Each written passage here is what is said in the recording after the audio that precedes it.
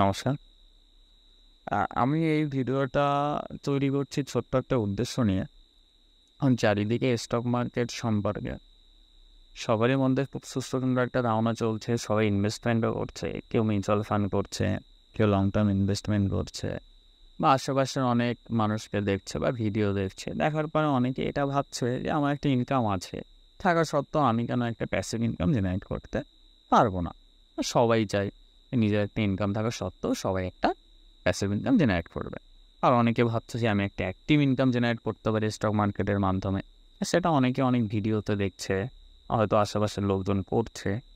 তো সেই অবস্থায় দাঁড়িয়ে আমরা যখন বিভিন্ন ইউটিউব ভিডিও দেখছি, বিশেষ করে ভিডিওতেই অনেকে আমাদের লাক্সারিয়াস লাইফ দেখায় যে হ্যাঁ, স্টক মার্কেটের ক্ষেত্রে এখান থেকে এই জিনিসটা সম্ভব হতে পারে। অবশ্যই সেটা সম্ভব হতে পারে, কিন্তু তার জন্য হিউজ নলেজ দরকার। কিন্তু আমরা এই জিনিসগুলো দেখার পরে আমরা কিছু ট্র্যাপে পড়ছি। কারণ এখানে অনেকেই আছে যারা বিশেষ করে টাকা নেয় কোর্সের জন্য, কিন্তু তারা কিন্তু সুন্দরভাবে কোর্সটা কমপ্লিট করে, ইভেন খুব সুন্দরভাবে নলেজ প্রোভাইড করে। এমন প্রচুর লোক আছে, এমন অনেক লোক আছে যারা কোর্সটা নেওয়ার পরে তারা কোর্সটা কমপ্লিট করে, কিন্তু তাদের রেগুলার ইনকাম জেনারেট হয় না। এই ধরনের মানুষ আমি আশেপাশে বেশি দেখতে পাচ্ছি। তো সেই একটা উদ্দেশ্য নিয়ে আমার আজ ভিডিওটা বানানো, যে আমরা যদি কিছু বেসিক জিনিস জানি তাহলে আমরা সঠিক ওয়েটা খুঁজে পাবো, আর সঠিক পার্সনটা আমরা খুঁজে পাবো যে কার কাছ থেকে আমি নলেজটা নিতে পারি, নেওয়ার পরে আমি একটা অ্যাক্টিভ প্যাসিভ ইনকাম জেনারেট করতে পারি মার্কেট থেকে। তো ঠিক আছে, তার জন্য আমি কিছু বেসিক ধারণা বা বেসিক কিছু জিনিস আমাদের জানা খুবই প্রয়োজন। সেই জিনিসগুলোই আমি একটু ধারণা দেওয়ার জন্য আমার এই ভিডিওটা করা। তো প্রথমে আমি যদি শেয়ার করি যে আমরা যদি স্টক মার্কেটের কথা প্রথমেই শুনি, তার মুখ থেকে শুনি বা ভিডিও দেখি, তখন আমরা দু ধরনের টার্মস বা অ্যানালাইসিসের কথা বারবার শুনতে পাই। তার মধ্যে প্রথম যেমন আমরা দেখতে পাচ্ছি ফান্ডামেন্টাল অ্যানালাইসিস, সেকেন্ড আমরা দেখতে পাচ্ছি টেকনিক্যাল অ্যানালাইসিস।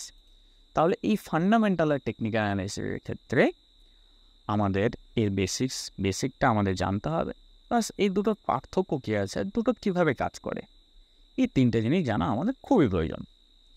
তাহলে আমাদের এই দুই ধরনের অ্যানালাইসিস সম্পর্কে আমরা যদি বেসিকটা দেখি বা ফান্ডামেন্টাল অ্যানালাইসিসটা কী সেটা যদি আমরা একটা ধারণা নিই, তাহলে আমরা কী নিতে পারি।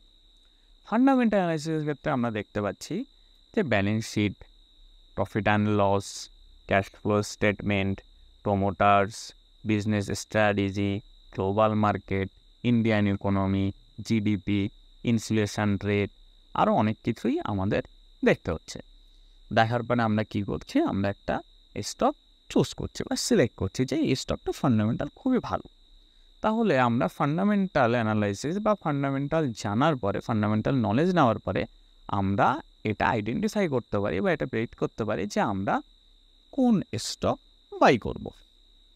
একদমই তাই। তো তার সঙ্গে সঙ্গে আমরা বোঝার সুবিধার জন্য আমরা একটা উদাহরণ নিতে পারি, যেমন ধরুন টাটা মোটরস।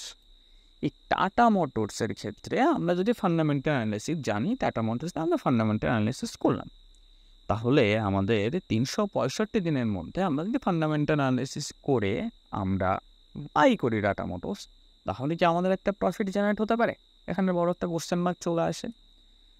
তো সেই কোশ্চেনের অ্যান্সার হচ্ছে একদমই নয়। তার কারণ কি?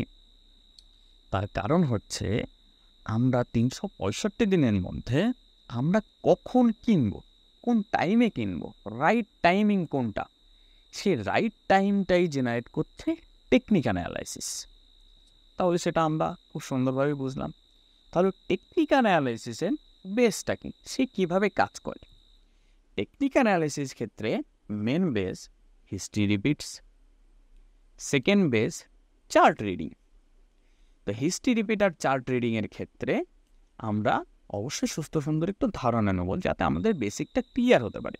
কারণ আমরা বেসিকটা ক্লিয়ার করতে পারলে অ্যাডভান্সের যে জিনিসগুলো আছে সেই জিনিসগুলো আমরা খুব সুন্দরভাবে ব্রেনে রাখতে পারবো।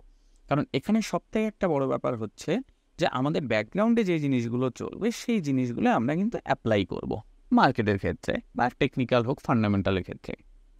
তাহলে এখানে হিস্ট্রি রিপিট বলতে আমরা কী বুঝি? হিস্ট্রি রিপিট বলতে আমরা একটা জিনিস বুঝতে পারছি যে পাস্টে যে জিনিসগুলো আমাদের ঘটেছে সেই জিনিসগুলো আমাদের ফিউচারেও ঘটবে। বা ফিউচারে ঘটার প্রবাবিলিটি রয়েছে, বা পাস্টে আমাদের যে প্রাইস বা যে প্যাটার্ন শো করেছে সেটা ফিউচারে সেই প্যাটার্ন আমাদের শো করতে পারে, তার একটা প্রবাবিলিটি। কারণ এর মধ্যে আমি একটা কথা বলি, স্টক মার্কেট অ্যাকচুয়ালি 100% কনফার্মেশন দিয়ে কোনো কিছুই হয় না, অ্যাকচুয়ালি একটা প্রবাবিলিটি গেম, যে তুমি কতটুকু প্রবাবিলিটি প্রেডিক্ট করতে পারছো, তোমার প্রেডিকশান কতটুকু অ্যাকুরেসি হতে পারে। অ্যাকুরেসির মধ্যে অনেকে ভাবে যে 100%-এর মধ্যে কারো হয়তো 90% অ্যাকুরেসি রয়েছে, তাও অনেক ভালো।